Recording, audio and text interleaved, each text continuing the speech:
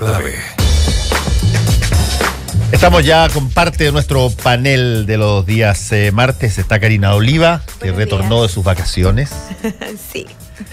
Está también Jorge Gómez de la Fundación para el Progreso. ¿Cómo estás, Jorge? Buen día, Fernando, ¿cómo estás? No sé si es que va a llegar Claudia Díez o Oscar Rementería. Deben estar los dos por aquí cerquita. Ok, tenemos hay varios temas. ¿Por qué no nos actualizas tú, Karina, en todo lo que se queda de la secuela de este movimiento feminista muy potente de la semana pasada? Hay tomas todavía universitarias, hay una serie de cosas por... ¿Qué tanto creen ustedes que se consiguió, que no solamente visibilizó, sino que además hizo conversar a la sociedad sobre lo ocurrido? ¿Y qué sigue? Ay, me gustaría tener claro que sigue para todos. Por una parte, yo creo que no solo se visibilizó, yo creo que se tomó sentido se le puso sentido de realidad y de urgencia a un tema que estaba bastante alejado, que se veía como un poco ajeno. Que es el tema del acoso, empezar a equiparar la cancha. Yo debo reconocer que me gustaron bastante las declaraciones de la ministra de la Mujer, Isabel Plada, donde ella plantea que esto es un tema de justicia. Y si queremos avanzar en democratizar el país, o sea, el factor de las desigualdades que hemos vivido las mujeres, las vulneraciones, los acosos, cómo se ve en tribunales lo que son abusos, violaciones, etcétera. Si no los avanzamos, este es un tema que ya se instaló, se va a quedar. Y que todos los sectores políticos tenemos que darle fuerza. Darle fuerza en no querer capturarlo, que yo creo que es muy necesario politizarlo, pero no capturarlo entre comillas, partidizarlo en un sector u otro. Creo que la transversalidad que tiene este movimiento a distintas identidades, tanto políticas como sociales, incluso etarias, o sea, cómo enfrenta el desafío que se instala durante estos días una mujer estudiante, cómo lo ve una mujer ya de 30, 40 años y cómo lo ve una mujer de 50, 60, es muy distinto, pero con una misma necesidad. Incluso cómo lo ven mujeres más pequeñas, como de 10 años, de 14 años, que tienen incluso, que es algo como no estamos recién cuestionando eso, como que absurdo cuestionárselo hoy día, esto debería haber estado resuelto antes. Entonces creo que esa transversalidad que tiene hace que el horizonte se vea como más bonito. Y más bonito porque se ve que se requiere, o sea, yo no veo, lo más probable es que la presidenta de la UDI diga otra cosa contraria, porque siempre lo hace. Dentro del resto de los sectores hay un sentido común de que esto se tiene que avanzar. Como ya se instaló como sentido común el principio de igualdad, el principio de terminar con las diferencias y empezar a generar espacios de protección, creo que el que sea ya en sentido común es un proceso de avance ya de un posible retroceso mucho menor. Y hay otro elemento que a mí me fue súper significativo, sobre todo la semana pasada, que lo seguí más de lejos, el hecho de cómo hubo sectores... cómo esto se enfrentó, incluso viendo los distintos roles de mujeres. Creo que fue muy significativo cuando esta carabinera está de fuerzas especiales y se le acercan a estas chicas y la abrazan. Y ellas, las niñas también le dicen, o sea, esto también es contigo, con tus hijas, con tu familia, o sea, tú eres parte de nosotros, y la carabinera se siente reflejada y dice, yo también soy parte de esto. Cuando eso ya se instala y logra, las diferencias son en contra una institucionalidad que no nos da cabida, creo que lo que viene es más avances que retrocesos. Creo que sería un error tanto del gobierno como del Congreso generar coartar esto, y ahí ya se vienen otras aristas, que esto no es solo los abusos, no es solo lo que pasa con las autoridades de las universidades, con las laborales o con espacios distintos como...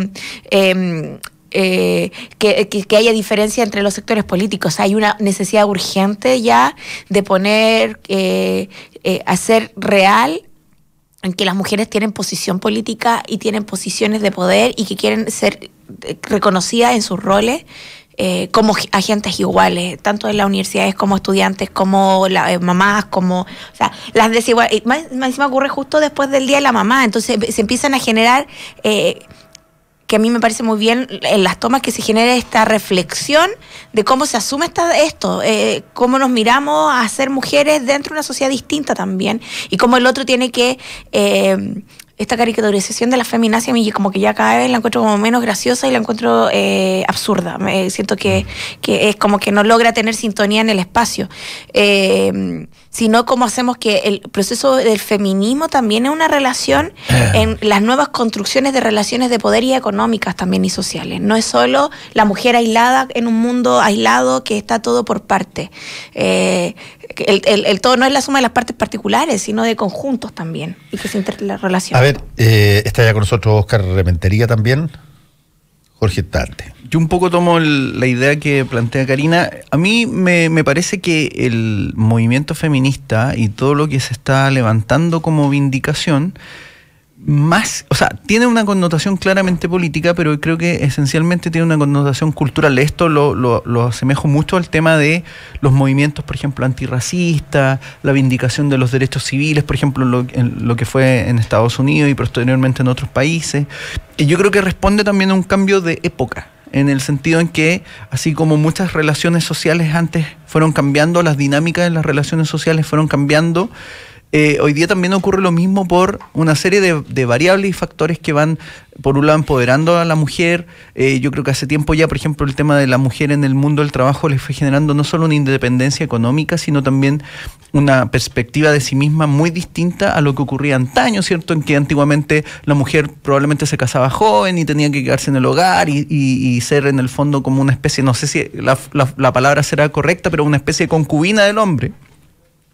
Pero no puedo evitar recordar, por ejemplo, a mi abuela paterna, que empezó a trabajar en los años 40, si no me equivoco, y fue muy cuestionada por su familia porque se supone que la mujer no debería trabajar. Familia. Y más encima se casó con un masón que era viudo. Entonces había toda una lógica en esa época.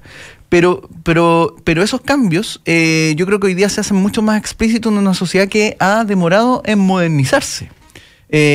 ¿Cuál es mi preocupación en ese sentido? Es que efectivamente, y ahí tomo un poco lo que dice Karina, es que el movimiento o lo que se vindica termina siendo simplemente un instrumento para hacerle oposición a un gobierno, que creo que en algunos sectores existe esa dinámica, y eso hace que se vaya perdiendo el sentido de lo que se está impulsando, porque a mí me parece, y creo que en general las generaciones más jóvenes coinciden en eso, es que efectivamente lo que hay que promover y resaltar esencialmente es que la mujer es un ser autónomo, que tiene que ser respetado y debe tener todas las opciones. Ahora tú comprenderás que esa posibilidad, si la captó el gobierno, la captó muy bien. Sí, por lo mismo que decía, por lo mismo que decía Karina, la ministra de la Mujer fue la primera en salir. Toma la batuta, obvio. La bandera, por lo tanto.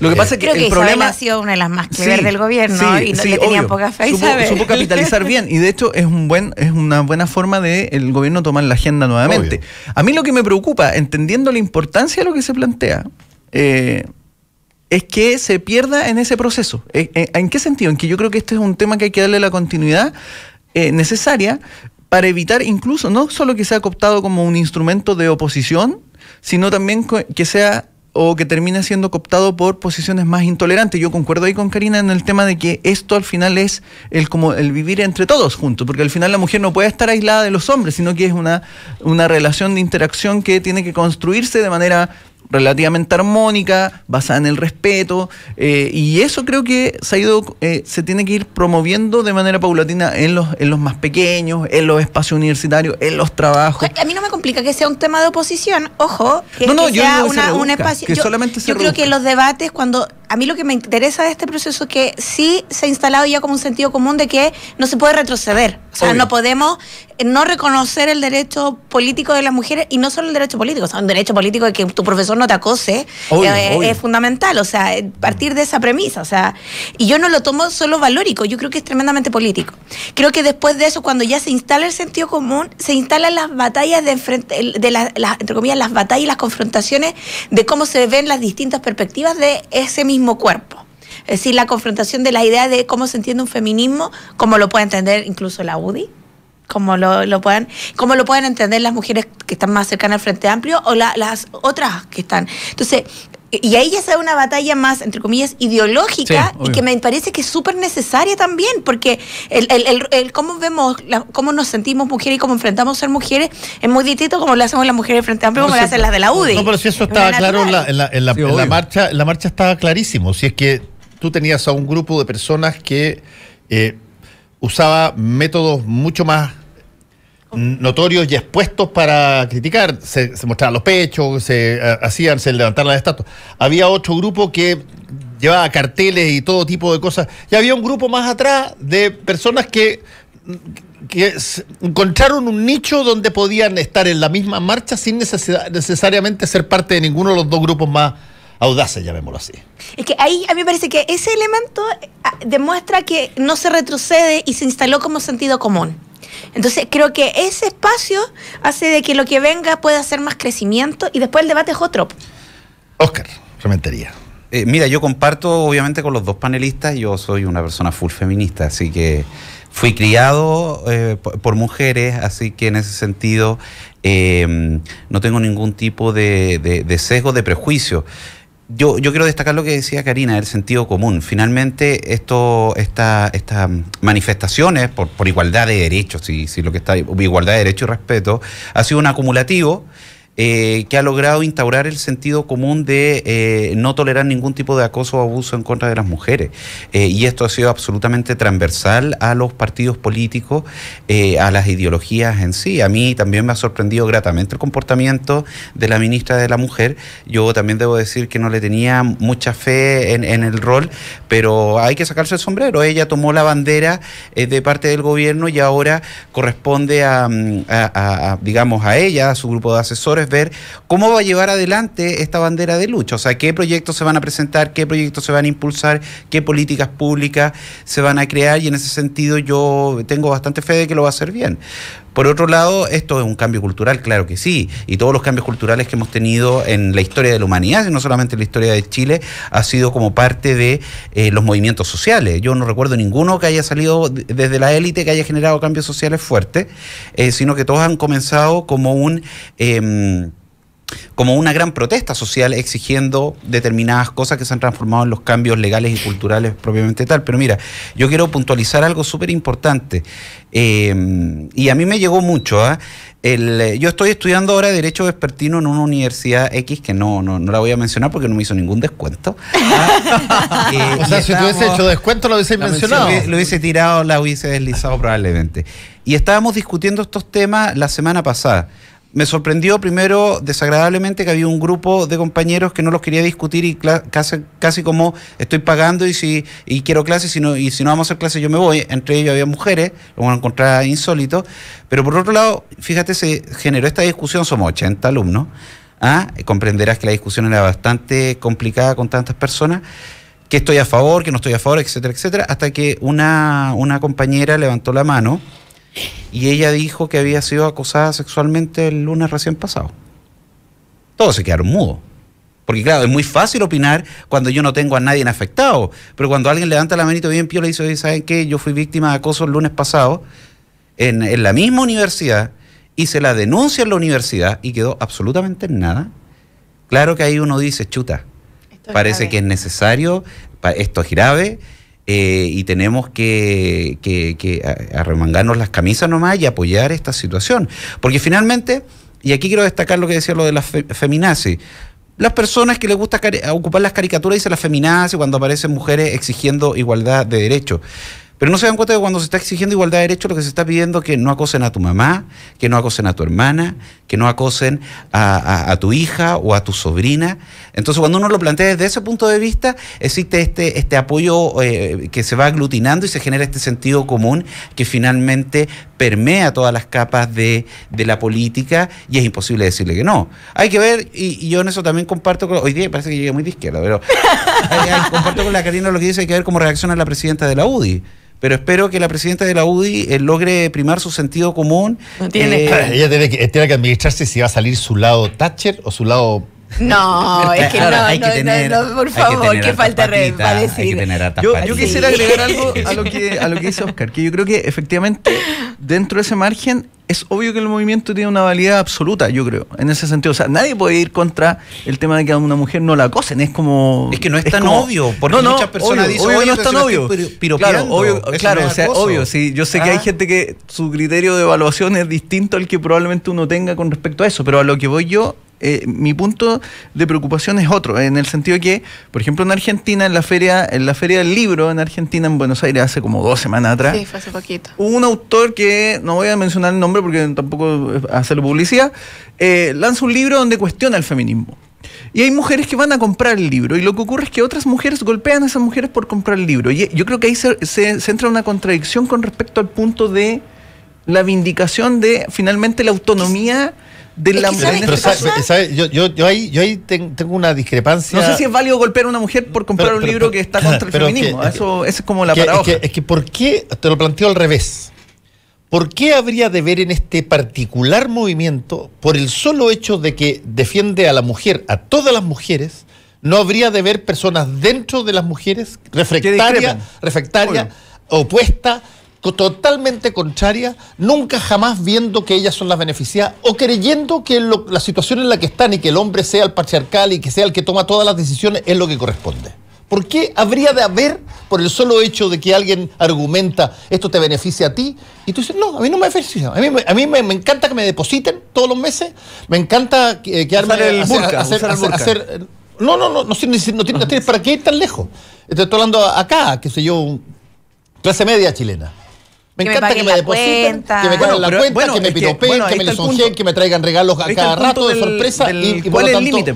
y que me tiren Yo todas creo las que veces no quieran. es correcto golpear que una mujer golpee a otra porque esa mujer... yo ¿Por qué creo no que- habría de haber esa Bueno, es una pregunta que hay que hacerle a la Pero a la mujer en ese caso, más es que que a no los es solo hombres. yo creo que, a ver, cuando se instalan estos debates, y creo que no es solo en el debate feminista, es como cuando muchas veces, que yo sí lo he cuestionado también, es el hecho de que a la gente pobre vote por la derecha. Es como es la misma, podría Claro, entenderse la misma como dinámica, sí. la misma dinámica.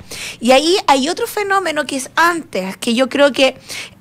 porque Disculpa, hay... Karina, pero yo no creo que es la misma dinámica y no es comparable. No, es que La lo pongo, crítica. no estoy haciendo la crítica, estoy haciendo como, no es que yo critique a la gente que vote, sino que yo critico cuando a esa gente se le trata, se le juzga como el facho pobre. A mí me carga mucho el sentido del facho pobre, porque creo que hay un elemento anterior que tiene que ver cómo hacemos que estas reivindicaciones le vayan haciendo más sentido al resto.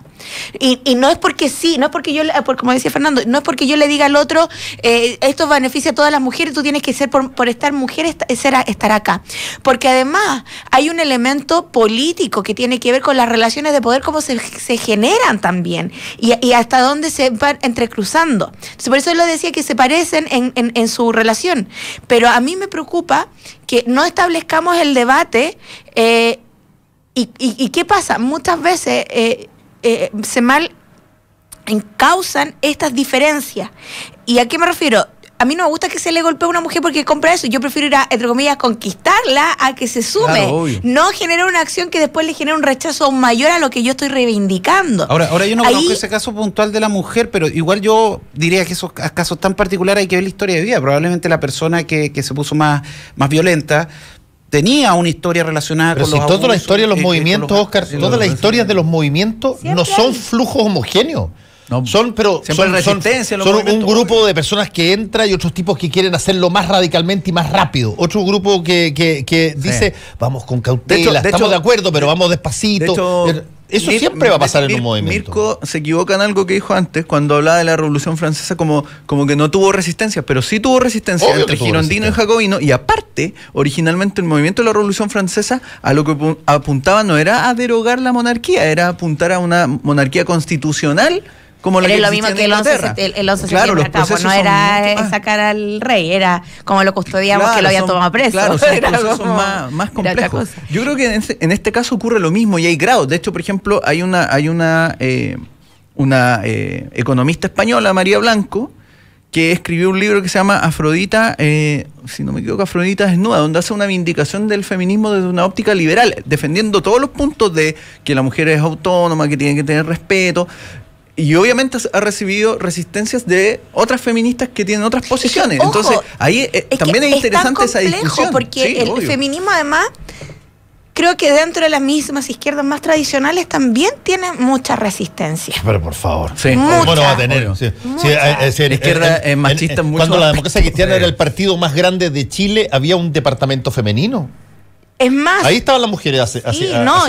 y no es solo en la democracia cristiana cuando surge, o sea, generalmente la imagen, el reflejo que siempre tenemos, sobre todo esta izquierda que siempre se quiere reivindicar, que es la de los 60, el líder era él y ella la que le acompañaba, la que iba de la mano, no era la líder. La canción de la CUT, que yo la he contado montones de veces, la canción de la CUT, qué sé yo, aquí va la casa obrera, te la doy, te la entrego, compañera, para el día en que me muera, mi lugar lo ocupas tú. Eso es. Entonces, tiene que morir el personaje. Y por eso creo que es tan político. Y por eso es necesario que también ese debate, en vez de ir a generar rechazo, e ir a conquistando. Porque para mí es como el no. El porque sí las cosas no se dan, o sea, los osmosis no existe, se descubrió hace mucho tiempo, entonces aquí tú vas conquistando y al que está al otro lado yo tengo que demostrarle por qué lo tengo que sumar, es como mi lucha agonística, es como mi lucha de ir conquistando al otro que está en el otro lado de la trinchera, que se puso como un otro conmigo, en ese otro yo tengo que sumarlo, no generar la condición del rechazo. No, de hecho, y ahí no es solo o sea, los casos que hay dentro de la izquierda de lo conservadora, en que cuánto cuesta que las mujeres asuman roles, en que los partidos siempre están más políticos, sea de los sectores que sea, siempre están más cooptados sus cargos en rostros masculinos que en femenino, y que los liderazgos siempre son cuestionados, los de las mujeres. O sea, el mismo liderazgo de la presidenta Bachelet se le cuestionaba por ser mujer, a Sebastián Piñera con sus errores que uno puede cuestionar, nunca se le cuestionaba en su función de hombre, sino en su caricatura. Pero a Bachelet se le cuestionaba por ser mujer. No, ninguna otra mujer más puede ser presidenta porque Bachelet se equivocó. No podríamos decir, o sea, pucha, los condoros de Lago y los condoros de Frey, etcétera, pero nadie los cuestionaba porque era hombre. Entonces ahí hay un elemento que me parece que hoy día tú se tiene que ir a conquistar. Pero es tanta la rabia acumulada también en las mujeres que muchas veces esas acciones de no entender a la otra, ¿por qué no te pones al lado mío?, genera esto. Y es como lo que pasa con los mismos que tratan a las mujeres feminazis y son los que piden después pena de muerte a los abusadores. Entonces, no, pero ellos piden pena de muerte a los abusadores porque ellos están por pena de muerte a todos los delitos máximos. Eso es lo mismo que piden pena de muerte para los homicidios, la violación. Pero ven a las mujeres. Ellos les gusta la pena de muerte. Ellos consideran que la pena de muerte es legítima. Estoy de acuerdo, pero lo que estoy diciendo, ellos son los que cuestionan a las mujeres y esos mismos son los que les dicen feminazi a la mujer como un elemento peyorativo, porque nazi es la que quiere exterminar al otro. Pero porque está saliendo de tu tradicional, además. Eso les molesta. Hay un punto de ética argumentativa que es clave acá, porque yo creo que en el fondo, cuando uno promueve y yo estoy muy de acuerdo con esto, que cada uno es dueño de su cuerpo y su voluntad, hay un tema que uno tiene que extrapolarlo a la ética argumentativa. Es decir, yo no puedo imponer mis puntos de vista de otra forma que no sea la deliberación. Es decir, yo tengo que tratar de convencerte. Y esa es la ética que debería predominar en el espacio público y en el debate público en general. Y yo creo que lo que tiende a ocurrir muchas veces, bajo las perspectivas que estamos mencionando, es que ese criterio de autoposesión, si queremos llamarlo así, o de ética argumentativa, no se respeta. No se respeta de parte de los hombres, porque obviamente, por ejemplo, la lógica del acoso es una invasión al cuerpo de otro. Eso es. El tocarle el cuerpo a una mujer sin el consentimiento de ella es una invasión al cuerpo de otro. Y el golpear a una mujer por no estar de acuerdo también, en este caso una mujer que golpea a otra mujer, también es la misma ruptura. Entonces yo creo que también es clave el tema de levantar la coherencia con respecto a esta ética argumentativa, que finalmente es el tema de yo soy dueño de mi cuerpo, yo puedo opinar lo que me parezca, mientras no genere daño a un tercero físicamente. Yo creo que eso también es importante instalarlo hoy día en el debate, no solo con el feminismo, yo creo en el debate político en general. Vamos a hacer una pausa y volvemos con el panel de los días martes. ¿Tienes listo tu comentario en redes sociales? Ya regresa Combinación Clave. En la 92.9. Tu opinión nos importa. Luego del 21 de mayo, estamos en el Estadio Nacional. Fecha Copera, última jornada para la Universidad de Chile enfrentando a Vasco da Gama. De ganar la U, por lo menos asegura un cupo a Copa Sudamericana y por supuesto te lo llevará vivo directo el martes 22 de mayo, el cónclave deportivo de tu Radio La Clave. No falles, equipo de selección para la U de Chile, Vasco da Gama. Hora clave. 9 de la mañana, 59 minutos. 92.9. Somos como tú. Somos La Clave. En el corazón de Providencia y a pasos del metro, Hotel Nogales and Convention Center. Un servicio de primer nivel con estacionamiento, Wi-Fi y desayuno incluido. En Hotel Nogales ponemos a su disposición nuestro centro de eventos con salones con capacidad hasta 400 personas. Reserve su estadía en hotelnogales.cl o a nuestro teléfono 223-356958. Hotelnogales.cl. Lo hacemos simple para usted. Seguimos analizando la contingencia. Súmate a nuestro panel y opina con nosotros. Estamos en Combinación Clave. Mayo se vive al aire libre en el Sheraton Santiago. Al almuerzo lo esperan de lunes a viernes con el menú ejecutivo y exquisitas preparaciones en restaurante El Cidi. Durante todo mayo, el fin de semana, no se quede sin probar la rica variedad de carnes grilladas, pescados, terrinas, ensaladas e inigualables postres y tortas caseras en el buffet de El Bohío. Con un entorno inmejorable y una excelente atención, venga a conocer el resort urbano de Sheraton Santiago. El secreto del éxito está en tomar riesgos y superar desafíos. Viva la vida Concho tomando buenas decisiones. Batería Hankook, mucho más. Eres parte del panel. Eres Combinación Clave. Con el panel de los días martes, Karina Oliva, está Oscar Rementería, está Jorge Gómez de la Fundación para el Progreso.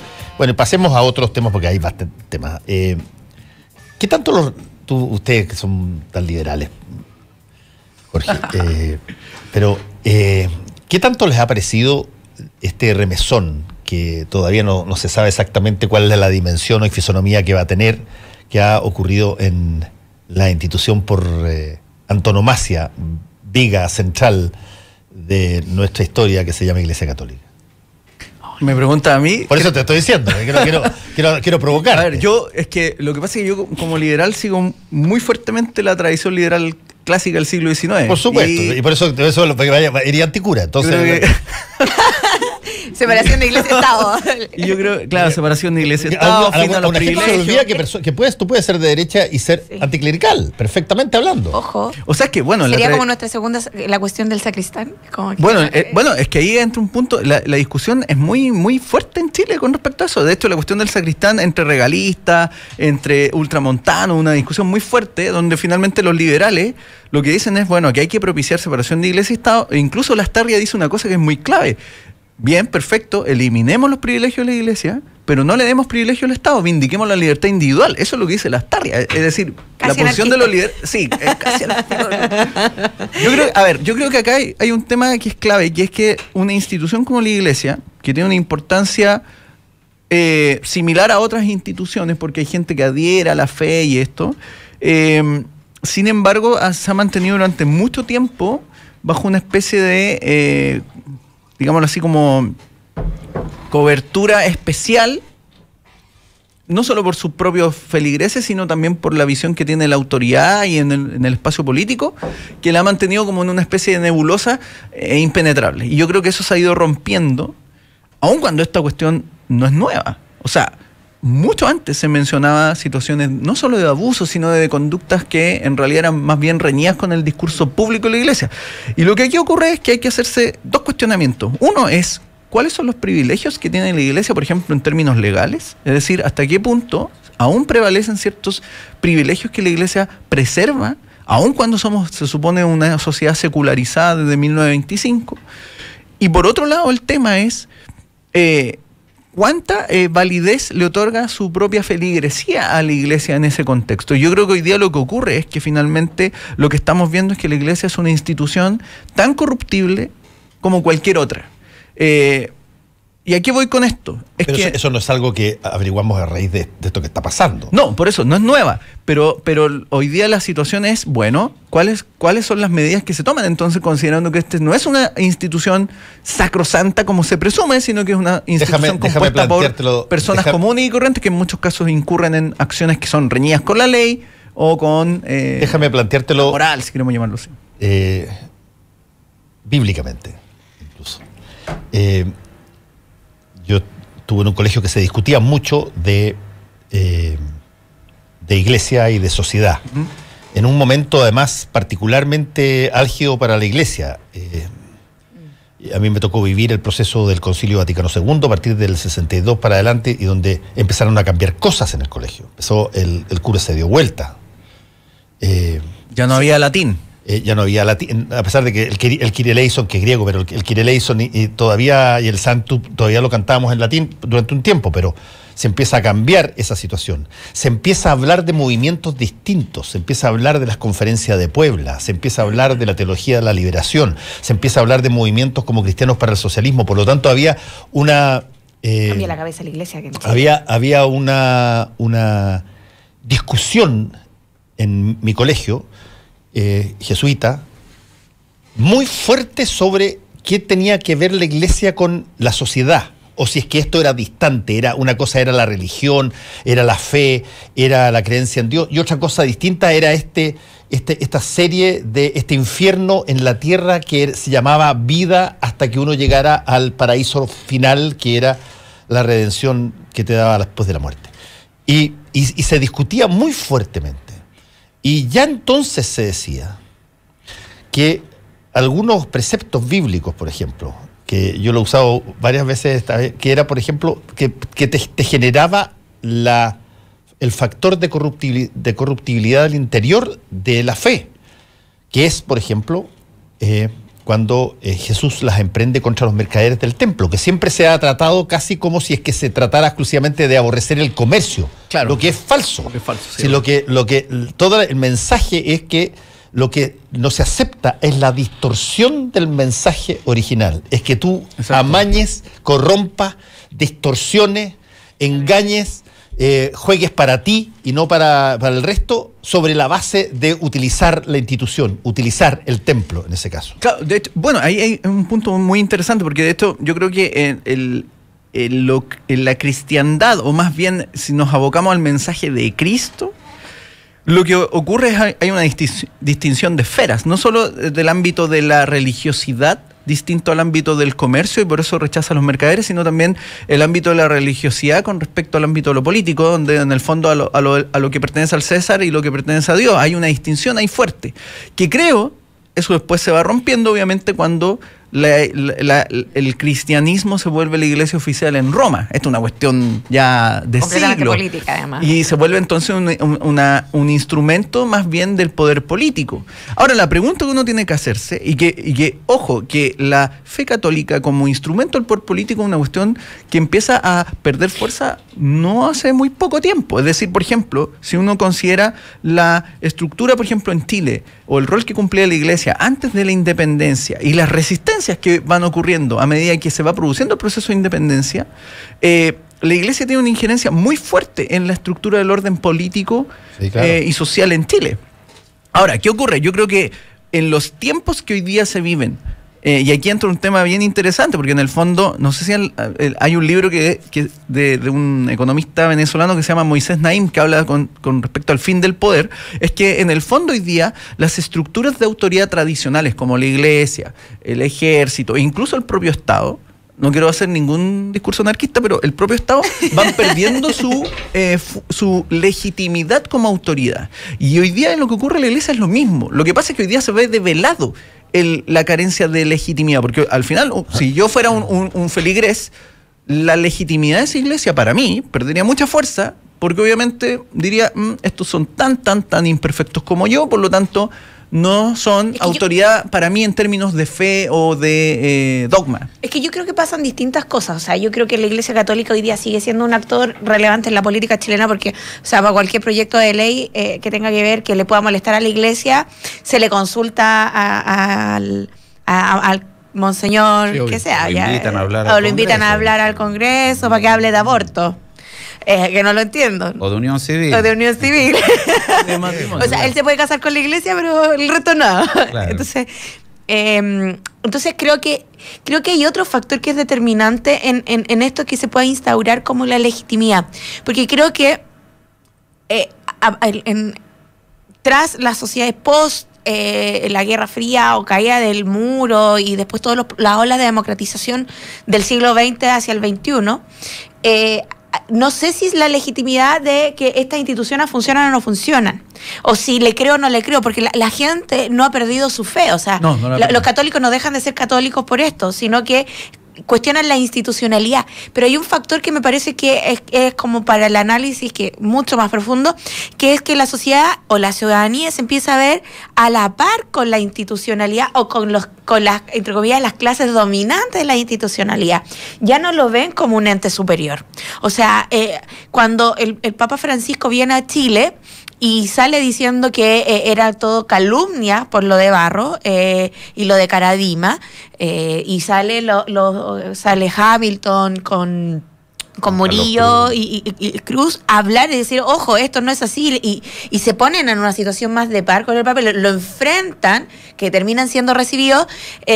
Lo que se cuestiona no es, entre comillas, la institucionalidad, sino a los liderazgos de cada una de las institucionalidades y poniéndose en una posición más de par que lo que históricamente antes había sido con la Iglesia. O sea, era incuestionable que alguien fuera a decirle a un cura, usted es un abusador. Cuando esa relación cambia, creo que lo que se tiene que ir modificando son cómo se articulan las instituciones con la gente. Ahora, hay que... Y ahí hay un elemento, hay un quiebre, pero no sé si todavía no lo tengo resuelto, creo que parte del debate ¿es la institucionalidad o son definitivamente los liderazgos, que son muy distintos? Como a los presidentes se les cuestiona, o se rompe el Estado, o se está cuestionando a los líderes del Estado. Yo creo que igual entra en tensión el tema institucional, es decir, ¿cuánto de obviamente lo tensiona? Propicia esas acciones. Porque por eso hay responsabilidad política. Propicia esas acciones. Por eso hay responsabilidad política, lo he hecho.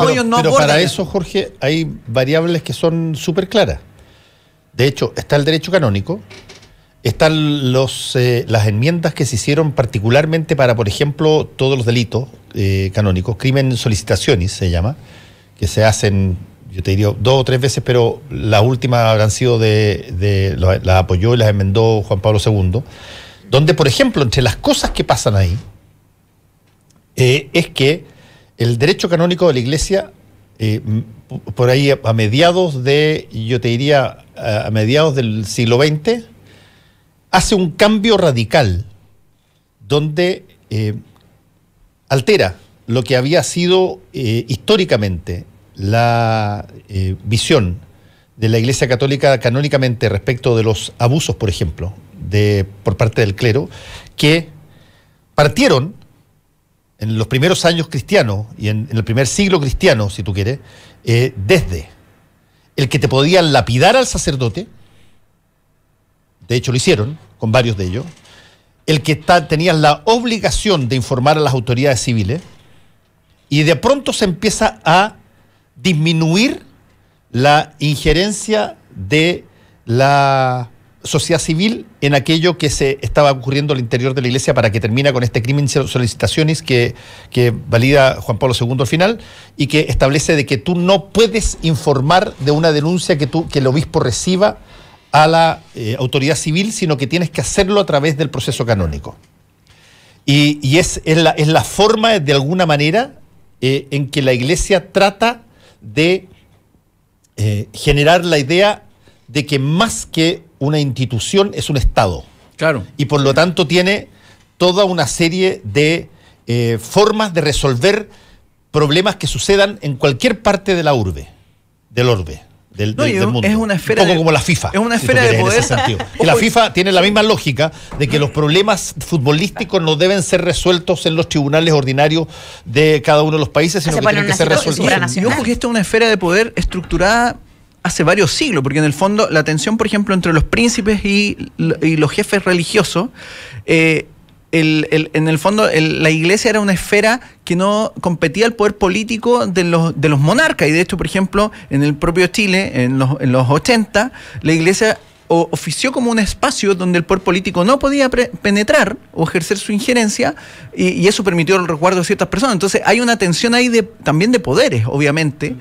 Ahora, lo que ocurre es que claramente esa estructura hoy día de poder se ve cuestionada por este tipo de situaciones, y ahí entra el cuestionamiento no solo a los liderazgos, sino que yo creo que entra el tema de hasta qué punto esta esfera de poder, independiente de la esfera pública, por decirlo así, o de la esfera del Estado, sigue siendo independiente y operando bajo sus propias lógicas. Mira, y es tan relevante en qué sentido. Por ejemplo, el Papa Francisco, cuando decide empezar a hacer estos actos públicos, y además él le pone como mayor relevancia a la situación chilena, porque la posición latinoamericana de la Iglesia, o sea, igual porque tuvo una gira desastrosa. Desastrosa, y tenía que... Sí, esto partió por eso digo que es muy relevante cómo asume el rol el líder político de la institucionalidad, y cómo eso hace, entre comillas, va formando el rostro de la institucionalidad. Porque si no lo hace, al final, en el paso de los años, puede que Francisco muera o también pueda dimitir, como lo hizo el anterior. Lo que significa es que él se tiene que hacer cargo, a través de su rol como jerarca de la Iglesia, de darle fuerza a la institucionalidad, que la está perdiendo por errores de sus liderazgos, no per se de la institucionalidad como estructura, sino de quienes la han conducido en los últimos años. Yo ahí discrepo un poco, para serte franco. Yo creo que aquí no hay un problema del Papa aquí y los obispos y las cosas que hacen allá. ¿Cuál es el argumento que todos los obispos... No, yo siento que él siente responsabilidad porque tiene que actuar. Sí. ¿Cuál es el argumento que todos los obispos han dicho cada vez que han sido llevados a una corte por situaciones de violación de derechos humanos, de niños chicos o de pederastia? Tarde o temprano todos llegan a lo mismo. Y todos llegan a decir: yo seguí estrictamente las indicaciones que provenían del Vaticano. Eichmann. Seguí exactamente las indicaciones y las indicaciones que provenían del Vaticano en todos los juicios últimos provenían justamente de la enmienda del crimen de solicitaciones, que obligaba a que tú guardaras el material, lo informaras internamente, y que si es que había un derecho, un proceso por vía canónica, un proceso por vía canónica, te lo iban a informar en el Vaticano. Ahí está la banalidad. Y los obispos, mira, en Estados Unidos, en Boston, en Irlanda, en Francia, en Grecia, en México, contestaron todos exactamente lo mismo. Sí, pero lo que voy es que acá en Chile también. Acá en Chile lo contestaron. Yo no estoy culpando al Papa en lo mal que hizo en la gira, sino que él asume que él es hoy día la cara de la institucionalidad y tiene que salir a resolverlo, si no, lo que cae es la institucionalidad completa. Es hacerse cargo políticamente de la escoba que tiene. Hay que considerar que la Iglesia ha tenido crisis en toda la historia, que yo creo que se tenga registrada. No creo que haya sido una situación muy cómoda cuando en el año 25 se separó la Iglesia del Estado. O sea, no tenemos los antecedentes probablemente de las discusiones de ese momento, pero fue una de las grandes crisis que tuvo. Pero siempre ha sabido mantenerse en los círculos de poder. Lleva 2000 años haciendo política. O sea, es la institución que mejor prepara a personas que se van a meter en las esferas del poder. Y busca cada también vez se meten menos. Y también busca la forma de validarse. O sea, yo le recuerdo, durante la dictadura de los 80 acá en Chile, teníamos a la Vicaría de la Solidaridad protegiendo a las personas de izquierda para que no las mataran, pero por otro lado teníamos también a los tipos curas Abún metiéndose en los círculos económicos, políticos, que estaban gobernando el país. O sea, por decirlo de alguna forma, siempre está presente de una u otra forma.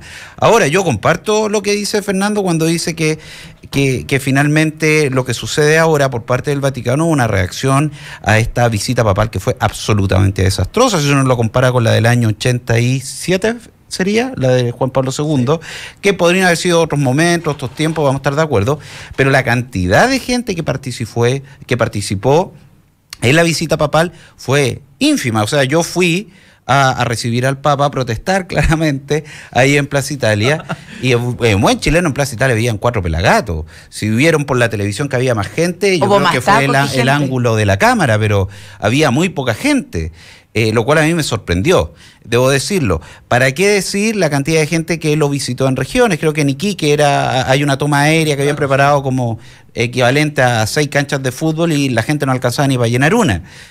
Y creo que había muchos bolivianos que fueron más encima a ver al Papa, considerando un poco la cercanía. Los dichos del mismo Papa en relación al caso Caradima, que la gente de Osorno eran tontos y zurdos. Eso lo dijo antes, pero aquí dijo que no había ninguna prueba y que ver para creer, porque ver para creer, nosotros nos enseñan que hay que tener fe, pero para él era ver para creer. Y finalmente yo creo que esto es una consecuencia. Además, ver para creer, recordémoslo, bíblicamente hablando, ver para creer es el momento más débil de Santo Tomás. Sí, es el momento en que el tipo y lo enrostran después, le dice, pero ¿cómo que ver para creer?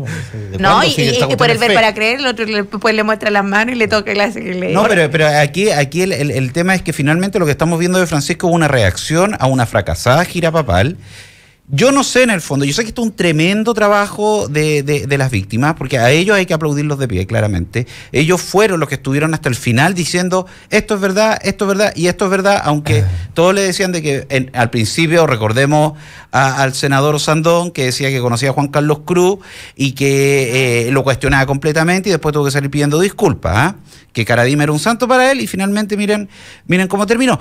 Pero esta es una reacción del Vaticano y del Papa frente a un debilitamiento evidente que se estaba evidenciando en su visita acá. Pero ahora fíjate que tiene que hacerlo con la suficiente,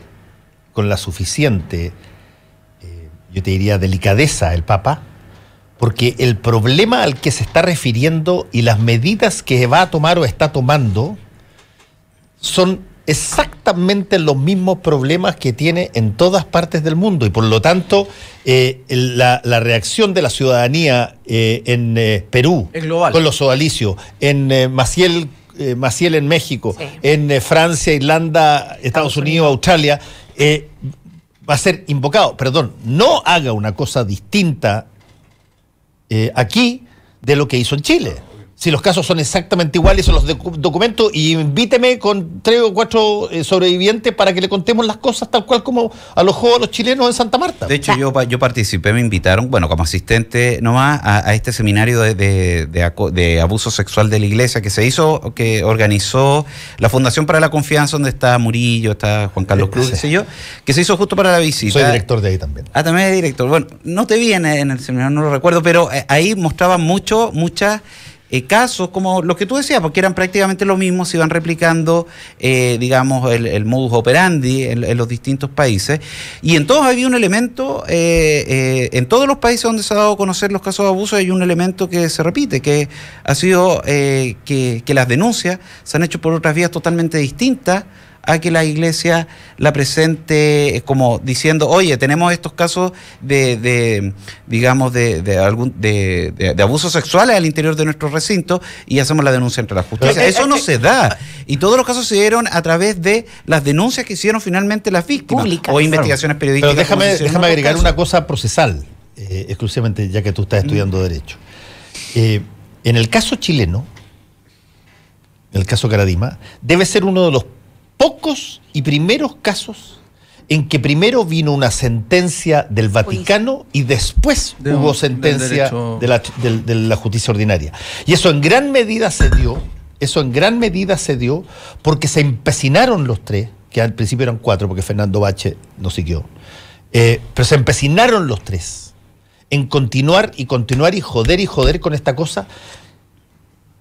Lograron llevar a los testimonios de la causa canónica a sacerdotes que valoraron sus testimonios internamente. Yo cité a Hans Kast, uno de las personas, y a varios otros, que incluso el que fue el fiscal investigador por parte del arzobispado de Santiago, que es a quien señala el Papa en su carta a los obispos de la semana pasada, que fue el que presionaron para que no siguiera adelante con sus investigaciones, y continuaron y llevaron esto adelante al interior de lo canónico. Y se da esa paradoja que a Caradima lo condena el Vaticano antes que la justicia ordinaria acá.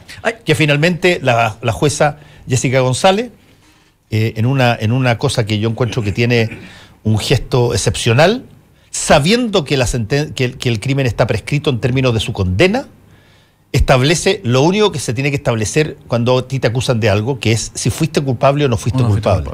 Y lo condena como culpable de los casos, pero no le puede aplicar pena porque están prescritas las penas. Hay 2 puntos clave en esto, porque si uno se fija, Y yo creo, insisto en el tema de que aquí la iglesia, más que los liderazgos, porque uno podría cambiar al Papa, podría cambiar los obispos, y probablemente en 20 años más, si no hay un cambio institucional, van a existir los mismos problemas. Es que hay un problema institucional, primero relativo a evitar este tipo de conducta, es decir, a evitar los abusos, y por otro lado el cómo se manejan las denuncias cuando éstas existen. Y yo creo que el caso de Caradima es muy decidor, porque en el fondo, ¿por qué toma connotación pública el caso Caradima? Es no solo porque ocurre en la parroquia El Bosque, sino que porque los que sufren los abusos tienen de alguna u otra forma, digámoslo así, el capital social para poder hacer las denuncias y no quedar en el anonimato de lo que ocurriera, por ejemplo, si eso ocurre en una parroquia, en un pueblito al interior de la 8ª región.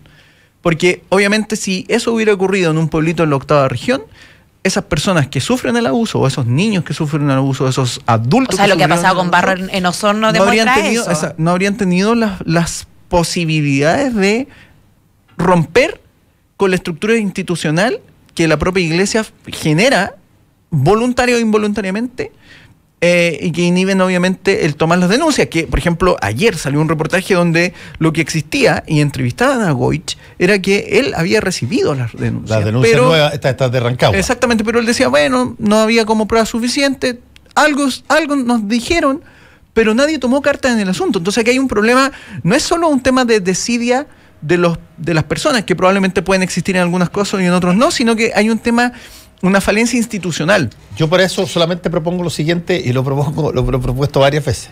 A todos los abogados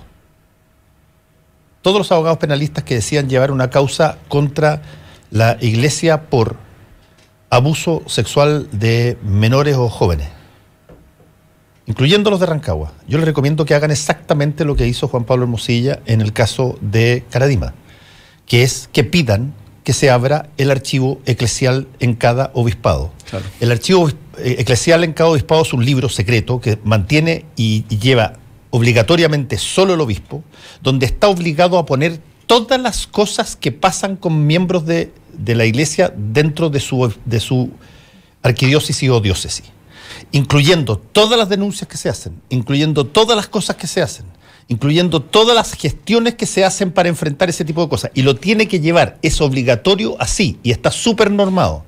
En Estados Unidos, cuando lo piden en la arquidiócesis de Boston, lo entrega el arzobispado. Claro. Y salen la cantidad de cosas que se sabían, que se habían incluso recibido, un montón de cosas. Te lo van a negar, como se lo negaron a Caradima, en el caso Caradima. Se lo pidió a la arquidiócesis de Santiago, y te lo van a negar.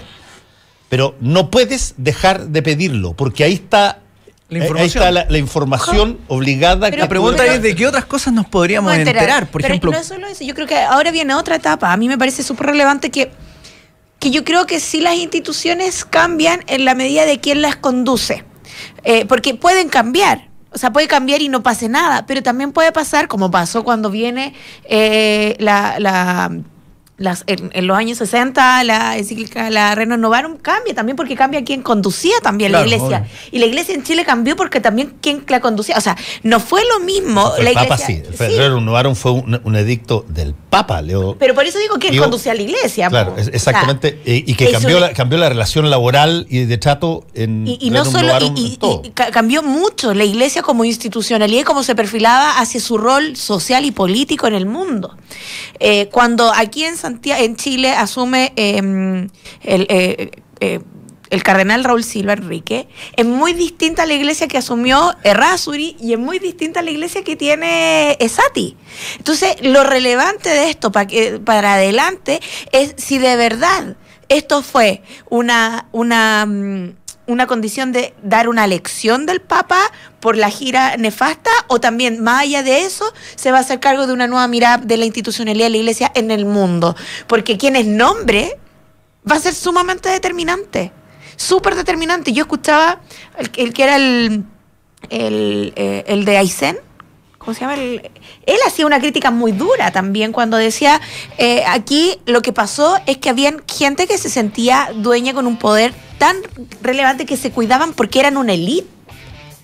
Entonces hay un cuestionamiento no solo a la estructura, sino a cómo se generaron las relaciones internas al interior de la iglesia, y que tiene que ver desde los colegios, que tiene que ver desde cómo se relacionan ellos como elite dentro de la iglesia, y cómo eso cambia para abajo, porque remover a los curitas que están en las capillas es bastante más sencillo que remover a Caradima. La jerarquía, hoy. Claro, la jerarquía. El rey puede ser, tú sí, Fantini. Sí, el que estaba también que le hicieron un reportaje en uno de los canales. No me acuerdo cómo se llama. Sí. Yo mucho de la estructura de la iglesia, no sea, tengo la familia completamente Infante. Es mucho más fácil remover a un párroco de capilla que a Caradima, que está metido en los círculos de poder y que de hecho informaba. Además, y no solo los círculos de poder internos de la iglesia, sino poder político y económico en el país.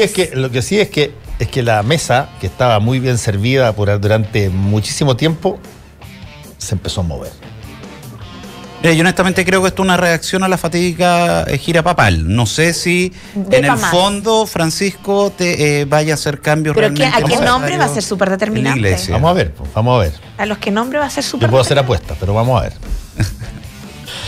Les agradezco a Karina Oliva, Jorge Gómez y Oscar Rementería, que les vaya muy bien. Muchas gracias por la invitación. Conéctate a la web.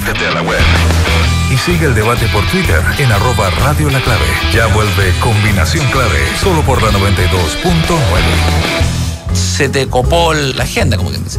Hasta que un día lo llamo y le digo, Federico, ¿cuándo nos podemos volver a ver? Porque no te veo nunca. Y me contestaste, te va a llamar mi secretaria. Y yo ahí sentí que te perdí. ¿Sabéis qué? Encuentro de verdad de pésimo gusto. Pero lo encuentro genial. De pésimo gusto. Lo encuentro genial. Federico Sánchez y Felipe Izquierdo están en la 92.9. Entonces, encontré la manera de encontrarnos en este programa. Y entonces estás obligado a estar conmigo 1 hora, que es mucho. Es mucho. Todos los días a las 7 de la tarde. Y ustedes también. ¡Hemos sido salvados, señores! De lunes a viernes a las 7 de la tarde. Clave Secreta 92.9. Somos conversación. Somos la clave. Elige atreverte. Elige lo que nunca has hecho. No temas a lo desconocido. Corre riesgos y enfrenta desafíos. La vida tiene pasión, emociones. Motívate. No te duermas. Elige energía. Elige la vida. Elige más. Hankook Baterías. Mucho más. Y ahora se sube al escenario a recibir el premio al más buenísimo para caminar al trabajo. Redoble de tambores. El premio va para Franco Cortés. ¿Y sabes para qué también es buenísimo él? Para tomar manantial. Y cuando lo hace porque tiene el auténtico sabor del agua. Y es buenísima, porque es la única agua chilena premiada con el Superior Taste Award 2017. Y es buenísima, porque la puedes tener en tu casa u oficina. Pídela en manantial.com.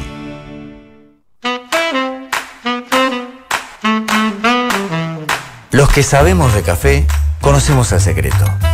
Hace más de 75 años que en Cabrales buscamos en las plantaciones los mejores granos para darte el mejor café como a vos te gusta. Tostado por manos expertas, de exquisito aroma y sabor y en todas las variedades.